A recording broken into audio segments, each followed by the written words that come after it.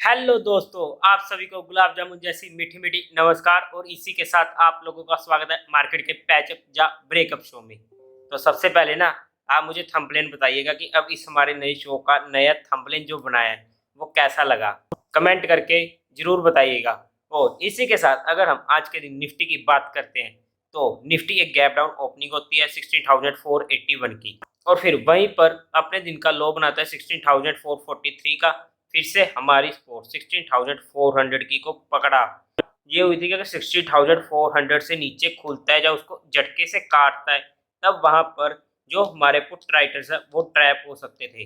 But ऐसा नहीं हुआ, तो ये स्पोर्ट इतनी इजी से नहीं कटनी थी। या तो गैप डाउन खुल जाता 16,400 से नीचे, वो तो लगी बात हो गई।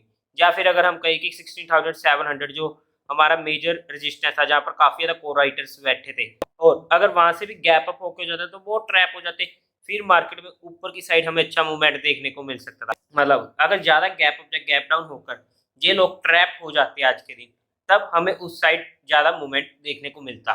बट मार्केट ने 16,400 को ना गैप डाउन करके तोड़ा, ना ही वैसे वॉल्यूम के साथ एकदम से तोड़ा।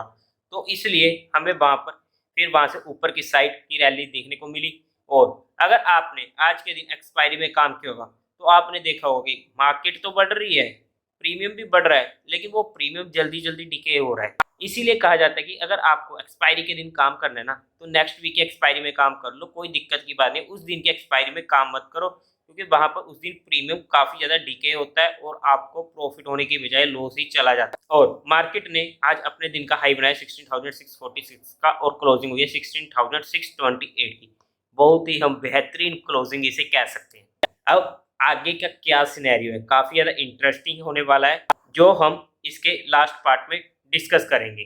अगर हम इसी के साथ एफ आई आईज और डी आई की बात करें ना, आज के दिन इनका कुछ खास डाटा है नहीं, इतने बड़े फिगर्स है ही नहीं है। एफ आई आईज ने मामूली सी 451 करोड़ की सेलिंग करी है, डी आई आईज ने मामूली सी 130 करोड़ की बाइंग करी है। तो आज के दिन का डाटा इतना अच्छा नहीं है, लेकिन ऐसा लग रहा है कि आने वाले दिनों में आपको बाइंग साइड में बड़े डाटा मिलने शुरू होने वाले हैं। तो इस बात को ध्यान रखिएगा। यही नहीं कह रहा कि कल से मिलेंगे, बट जल्दी ही आपको मिलने शुरू हो जाएंगे। अब हम दो स्टॉक डिस्कस कर रहे हैं। ये स्टॉक्स इमीडिएट फोकस में नहीं है, ट्रेडिंग प्रोस्पेक्टिव के लिए नहीं है।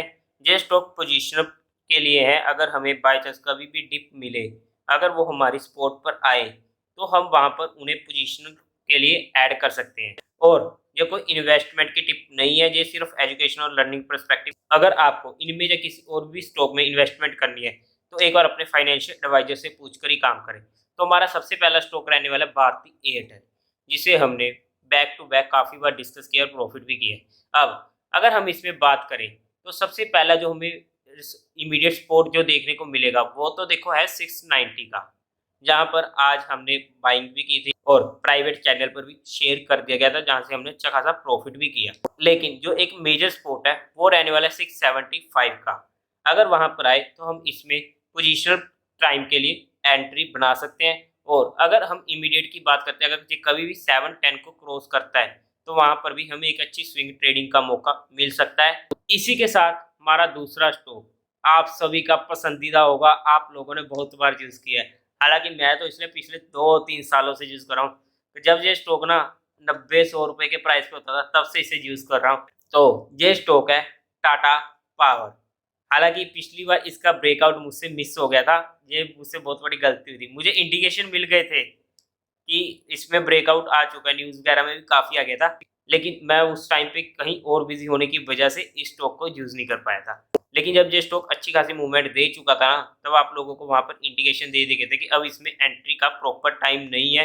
अब ये इस एंट्री पॉइंट पर इसका रिस्क रिवार्ड रेशो फेवर में नहीं है।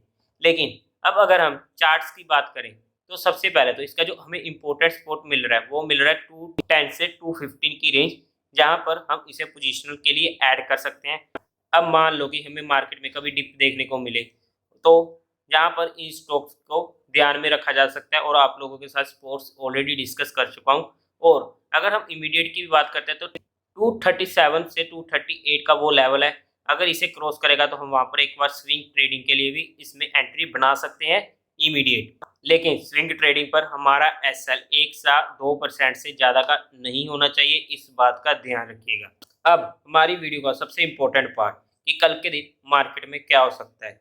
ऐसा कभी नहीं होता कि हम हर वक्त सही होते हैं, लेकिन मार्केट की ऐसी कृपा है कि लगभग हम जैसा प्रेडिक्ट करते हैं वैसा हो जाता है। हम ऐसा प्रेडिक्ट करते हैं इसलिए ऐसा नहीं होता, मार्केट का डाटा ऐसा बताता है तो उस वजह से हम वैसा बोल देते हैं और वो चीज़ें हमें एक्सपीरियंस से सीखने को मिलती है।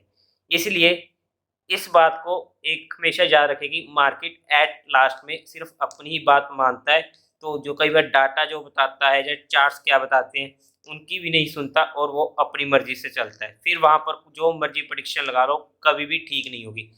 तो सबसे पहले हम निफ्टी के चार्ट पर चलते हैं। ये 1 मंथ का चार्ट है। अब अगर हम वैसे तो इस वीक में देखोगे ना तो एक छोटी सी रेंज में 300 पॉइंट की रेंज में कंसोलिडेट कर रहा है 16,400 से 700 की रेंज में।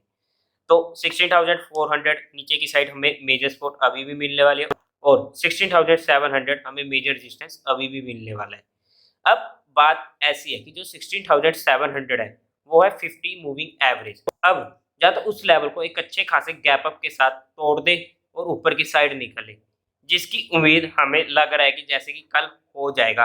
होना ना होना मार्केट ने तय करना है, बट अगर 16,700 को टूटना है ना तो जो 90% प्रोबेबिलिटी है वो यही है कि इसको गैप अप के साथ ही तोड़ना पड़ेगा, और जो बाकी 10% प्रोबेबिलिटी है कि मार्केट खुलती है कहीं पर भी खुले और इसको झटके से वॉल्यूम के साथ मतलब फुल स्पीड में जाए और 16,700 का लेवल तोड़ती हुई निकल जाए ऊपर की साइड। और अगर मैं इसके बाद अगर जैसे 16,700 का लेवल क्रॉस होता है तो उसके बाद जो हमारे पास इंपॉर्टेंट रेजिस्टेंस निकल के आता है वो आता है 16,900 का, जहां पर 200 मूविंग एवरेज भी है और ये इससे ही बड़ा हर्डल होगा।